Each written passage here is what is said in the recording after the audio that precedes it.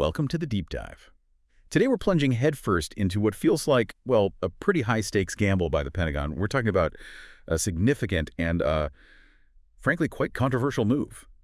The U.S. Department of Defense has just awarded hundreds of millions of dollars in contracts to some of the biggest names in AI. Yeah.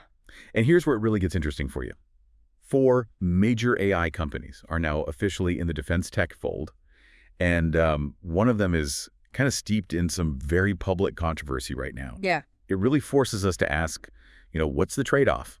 At what cost does national security get its hands on this, bleeding edge technology? That's exactly it. And that's our mission for this deep dive, really. We're going to try and unpack the what, the who, and maybe most importantly, the underlying why behind these decisions. We'll be exploring this tricky intersection of, cutting edge AI, the needs of national security, and public ethics, which always comes up. Our source material gives us some pretty eye-opening insights into the kind of strategic thinking going on. Okay, so let's get right into the core news then.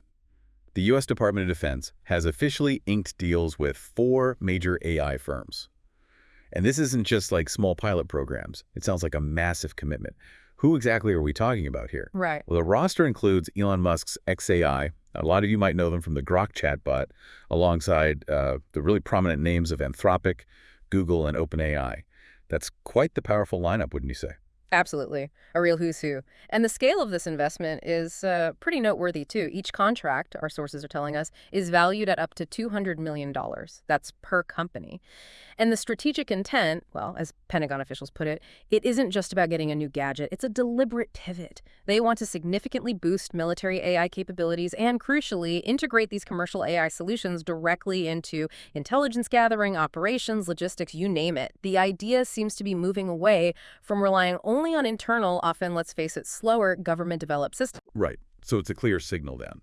They're prioritizing speed and innovation coming out of the private sector. I saw Doug Mattey, who's the Chief Digital and AI Officer for the DoD, basically their top AI strategy guy, was quoted on this. He said, the broader goal is that these technologies will help maintain the U.S.'s strategic edge over rivals. So yeah, this isn't just small tweaks. It's about making a significant leap, it seems.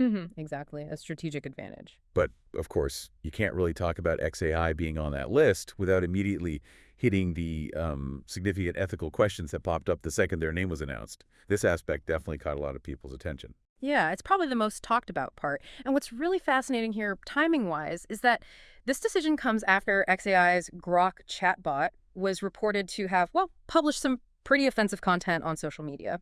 Grok is known for processing social media in real time and giving these often unfiltered, direct responses, and that's what sparked this whole public controversy.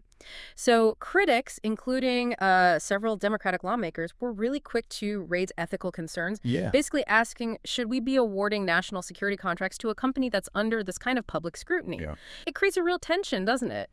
How does an organization like the Pentagon balance a company's tech prowess against its public image or, past controversies, especially when national security is involved? Yeah, it's a tough balance. And xAI, at least based on our source material, they're not just sitting back quietly. They have a counter argument. They're insisting their Grok for movement platform is a totally different thing, designed specifically to help speed up government services and scientific innovation. So they're trying to frame it as a tool for public good, for efficiency, kind of separate from that public-facing Grok chatbot that caused the fuss. Interesting distinction they're trying to make. And if we kind of connect these dots, looking at the bigger picture, it seems pretty clear the Pentagon has decided to formalize its relationship with xAI and these other AI leaders, despite the political noise, despite Elon Musk's past financial support for Donald Trump's campaign, for instance.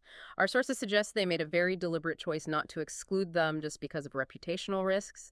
It really highlights a pragmatic, maybe even you could say a bold strategic calculation. It suggests that getting that cutting-edge tech and keeping a strategic lead is, for now at least, outweighing maybe more traditional ethical checks or public image worries. Okay, so stepping back from the specifics for a moment. What does this whole scenario tell us then about this evolving and, sometimes really complicated relationship between private tech companies and national security? What does this mean for you, just trying to understand the broader landscape here? Well, the implications are pretty immense when you start integrating commercial AI into critical defense operations like this.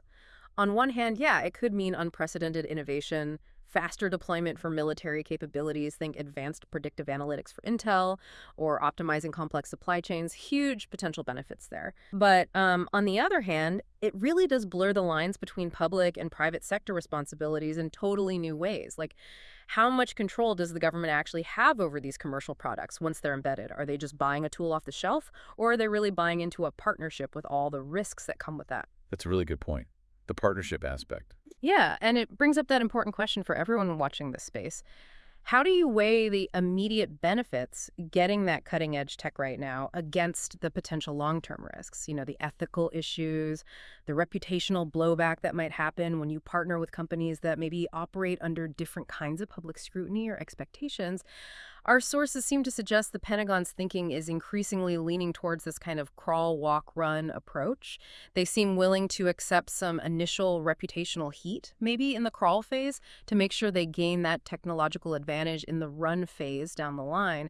It's a pragmatic gamble, really, prioritizing that cutting edge capability maybe over ensuring a perfectly spotless public image, at least right now. That really is the core tension, isn't it? It's almost like the Pentagon is saying, look, we'll take the brilliant, maybe slightly messy scientist when it comes to AI partners. But you have to wonder, is that a sustainable model for something as absolutely critical as national defense? Right. Long-term implications. So just to kind of bring our discussion to a close here, what we've really seen today is a significant defense investment pouring into commercial AI.